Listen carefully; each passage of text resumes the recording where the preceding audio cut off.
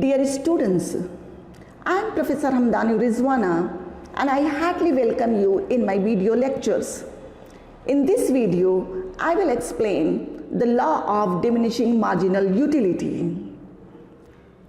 Professor Alfred Marshall has systematically presented the law of diminishing marginal utility.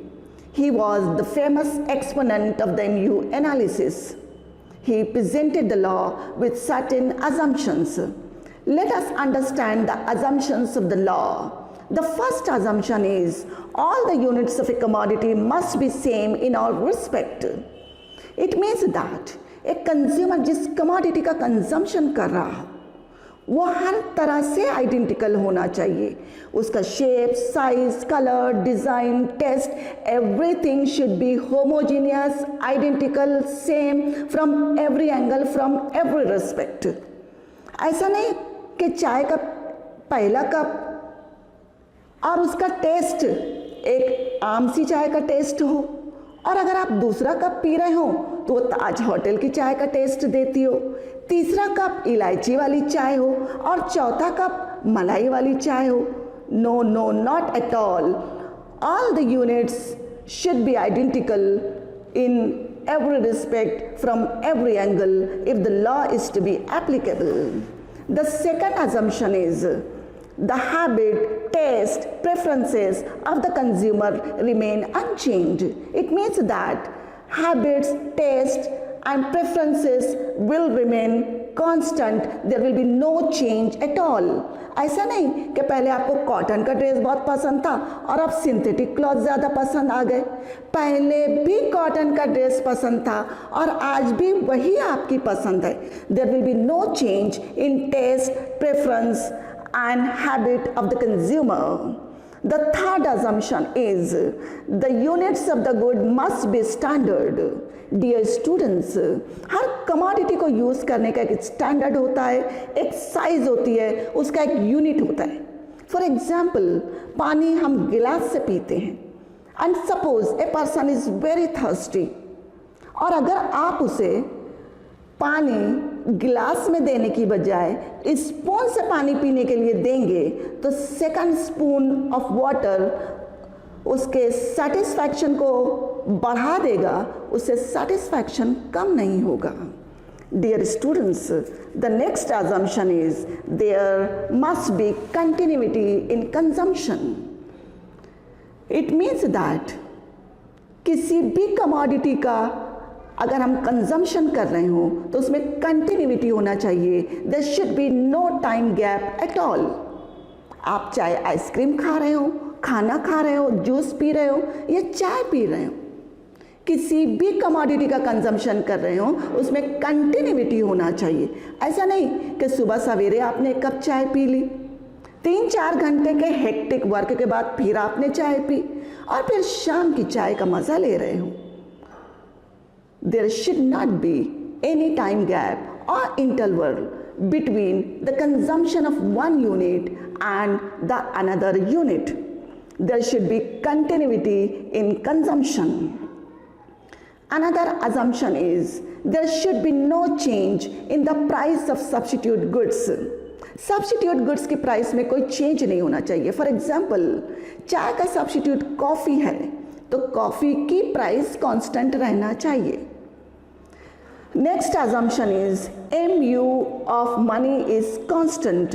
Marginal utility of money should remain constant.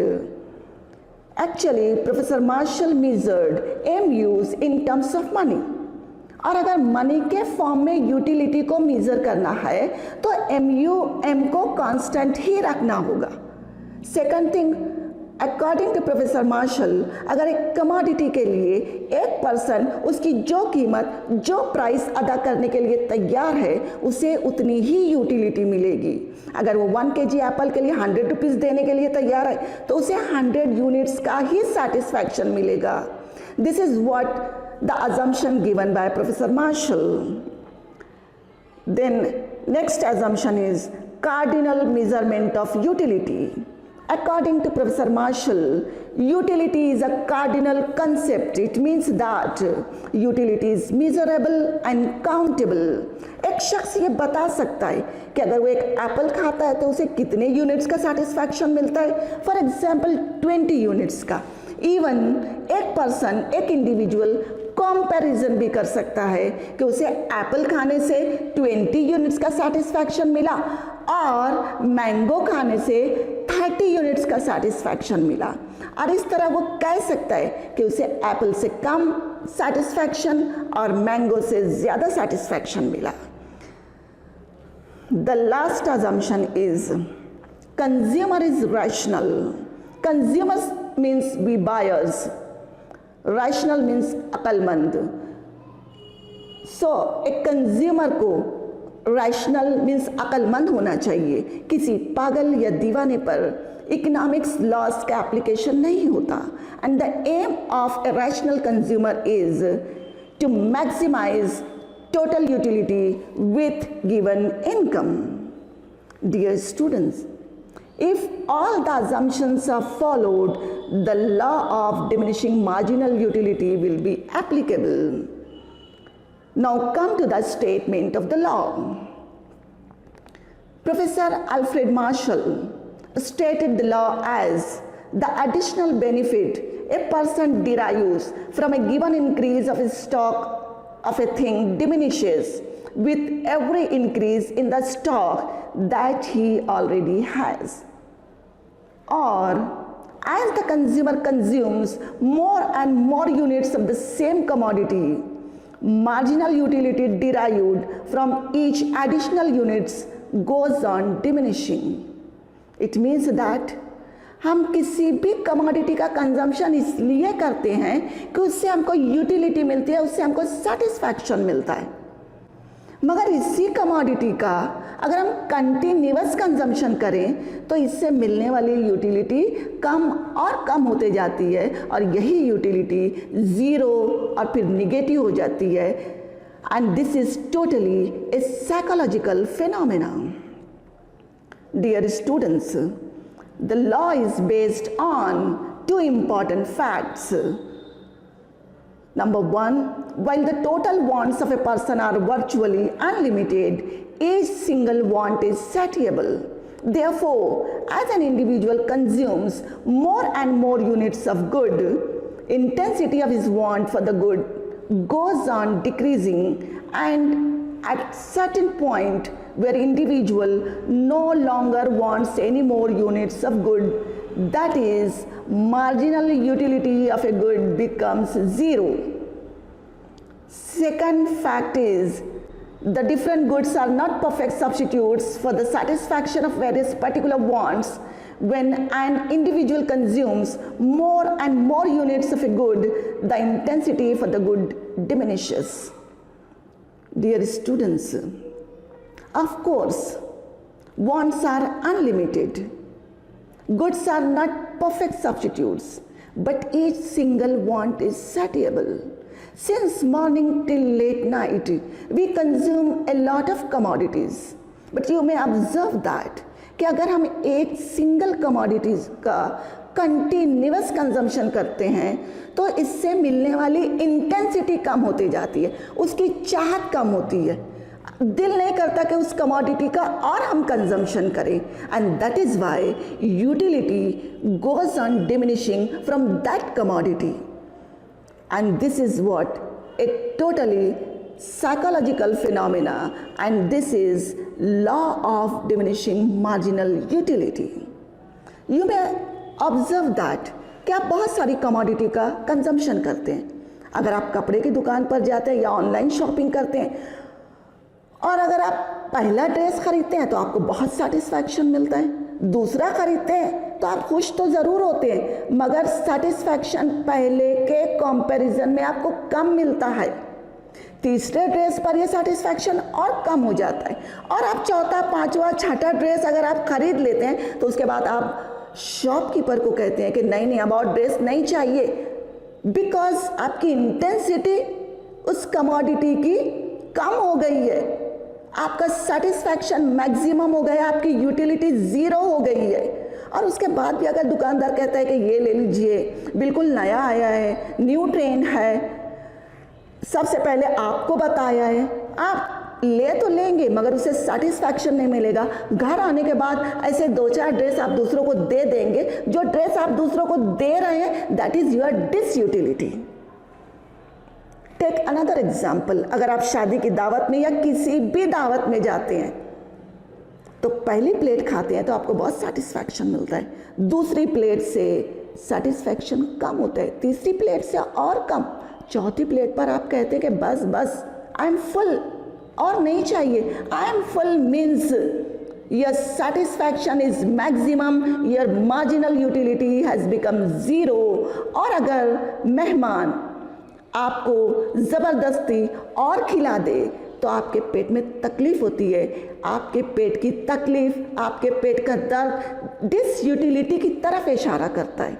It means that additional utility का कम होना, zero और negative हो जाना ही law of diminishing marginal utility है। And the law is applicable to almost all commodities with few exceptions.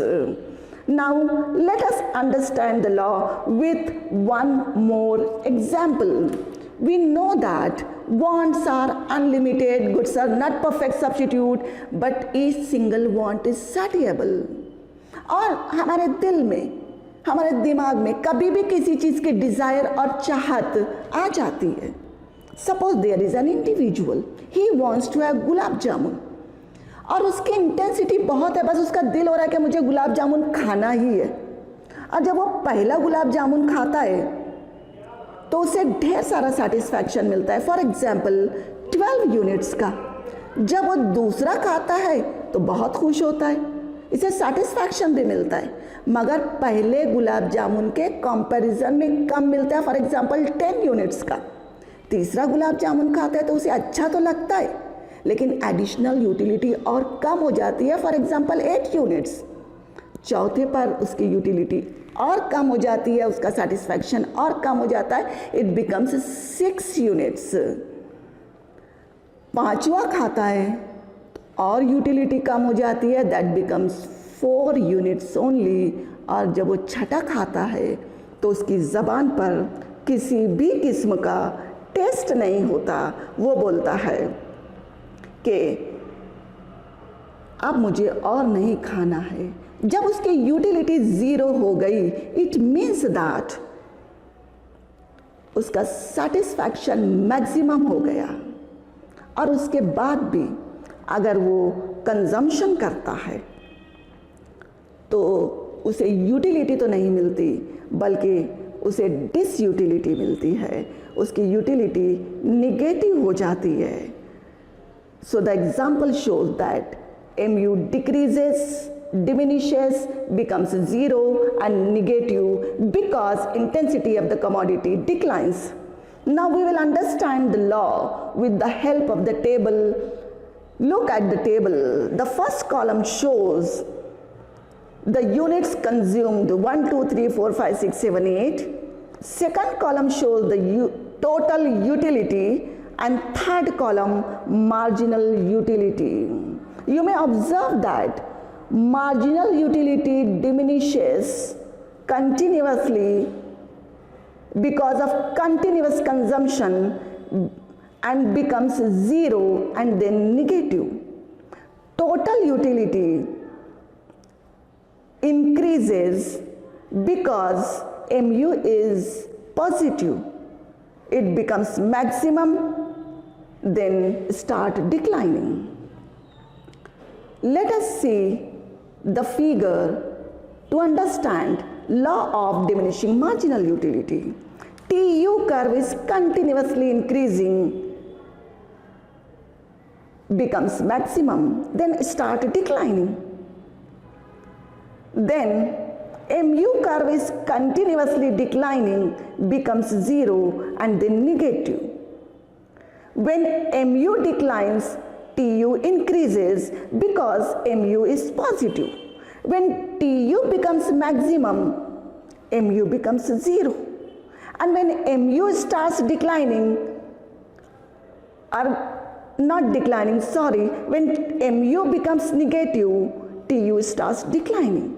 This is what the law of diminishing marginal utility.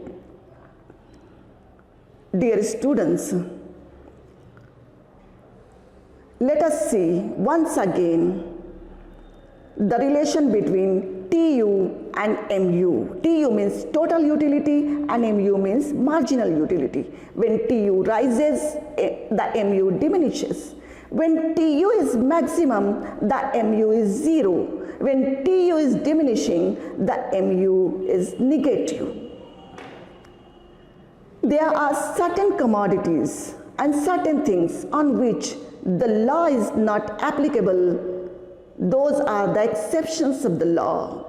For example, money, hobbies and rare things collection, liquor, music, things of display means gold, silver, diamond, etc.